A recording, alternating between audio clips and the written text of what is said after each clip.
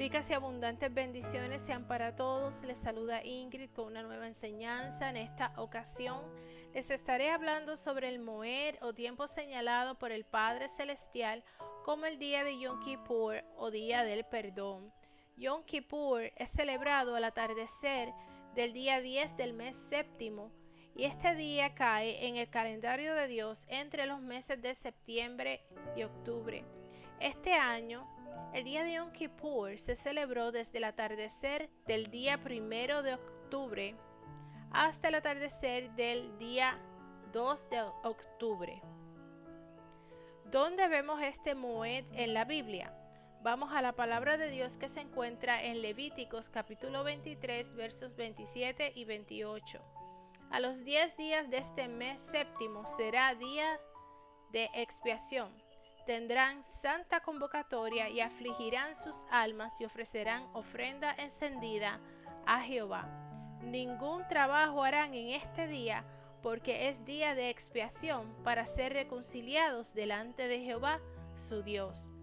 La expiación, en su significado bíblico, era ese requisito que Dios exigía a los sacerdotes en el Antiguo Testamento para sacrificar un animal que cumpliera con los requisitos que Dios le especificó a Moisés, para que entonces el sumo sacerdote, una vez al año, se presentara en el lugar santísimo del tabernáculo para pedir perdón, primeramente por él y luego por los pecados del pueblo de Dios.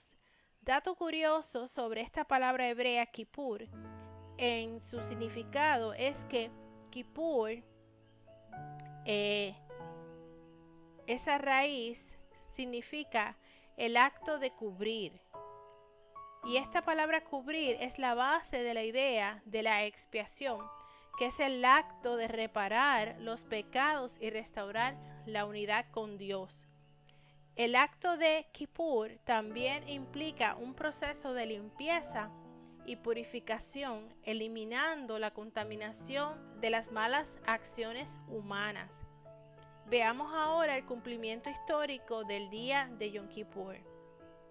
El día de Yom Kippur es día de expiación, es el día del perdón, es el día de estar cara a cara con Dios, es el gran día, es día de ayuno, es el día del gran shofar y es el día en que se cierran las puertas. El día del gran shofar en Yom Kippur suena la trompeta conocida en hebreo como el shofar hagadol.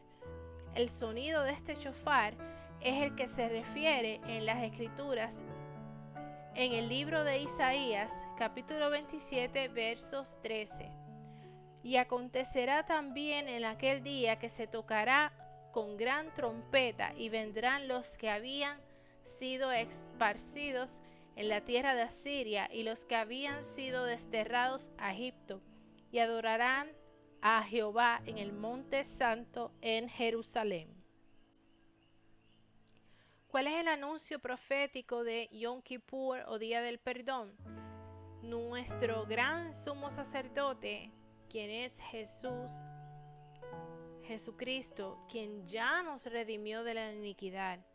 Este es el anuncio, que Él ya nos redimió de la iniquidad, ya nos perdonó nuestros pecados al morir en la cruz y ser ese sacrificio perfecto que cubrió con su sangre preciosa todos nuestros pecados. Entonces, ¿qué queda pendiente? Queda pendiente el día de juicio a las naciones y a Israel. Veamos ahora lo que dice la palabra de Dios en cuanto a la eficacia del sacrificio de Cristo.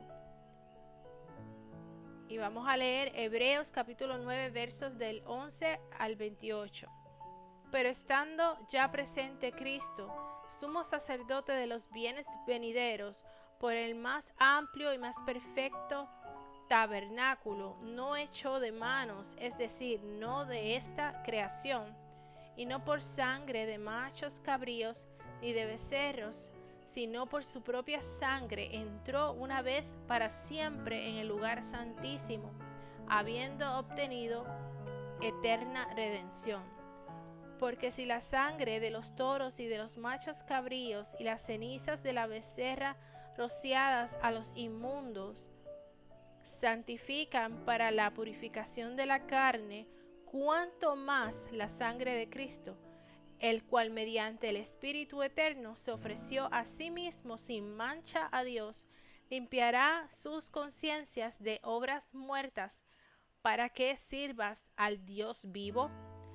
Así que, por eso, es mediador de un nuevo pacto, para que interviniendo muerte para la remisión de las transgresiones que había bajo el primer pacto, los llamados reciban la promesa de la herencia eterna.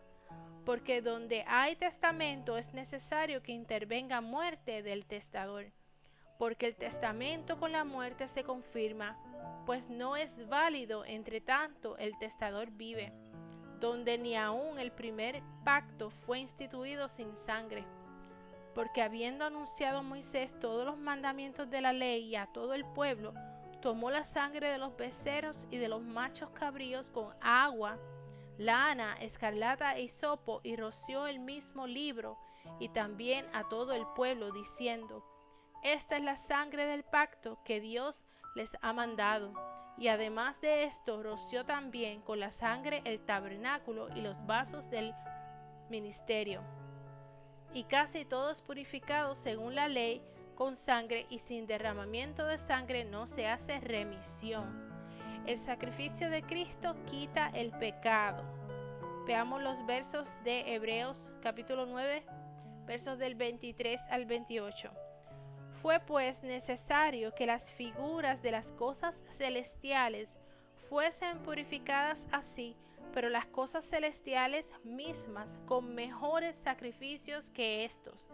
Porque no entró Cristo en el santuario hecho de mano, figura del verdadero, sino en el cielo mismo, para presentarse ahora por nosotros ante Dios, y no para ofrecerse muchas veces, como entra el sumo sacerdote en el lugar santísimo cada año con sangre ajena.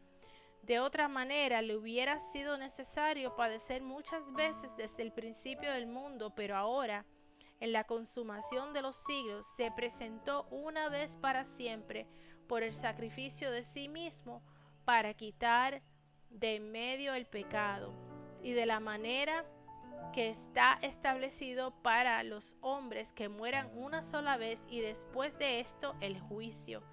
Así también Cristo fue ofrecido una sola vez para llevar los pecados de muchos, y aparecerá por segunda vez sin relación con el pecado para salvar a los que le esperan. El propósito de la expiación en el tiempo bíblico era eliminar la culpa, restaurar la armonía con Dios y anular los efectos negativos del pecado en cada persona del pueblo de Dios. Esto solo era una sombra de lo que vendría a ser nuestro Salvador Jesucristo, quien dio su vida en el madero para quitar la culpa que tú y yo llevábamos a causa del pecado. La muerte de Jesucristo fue ese sacrificio perfecto que nos limpió de toda culpa y condenación eterna, y con su preciosa sangre nos ha purificado y justificado, hechos rectos delante de Dios. Por tanto, Jesús nos ha restaurado y nos ha reconciliado con el Padre Celestial para poder ser partícipe de sus bendiciones, de su cobertura, y sobre todas las cosas ser partícipes de la vida eterna. Vida que solo se obtiene por medio de recibir ese regalo de la salvación que fue logrado por la gran victoria que obtuvo su Hijo amado Jesús, ese logro en la cruz del Calvario. Alabado sea el santo nombre del Señor Jesús. Los hijos de Dios recuerdan esta festividad señalada por el Padre Eterno y la deben celebrar con entendimiento de la obra maravillosa que ha hecho Jesucristo, quien nos ha limpiado con su preciosa sangre y nos ha dado el perdón de nuestros pecados. Maravilloso es nuestro Rey de gloria. Efesios capítulo 1 verso 7 Dice, en quien tenemos redención por su sangre, el perdón de pecados según las riquezas de su gracia. Dios te bendiga.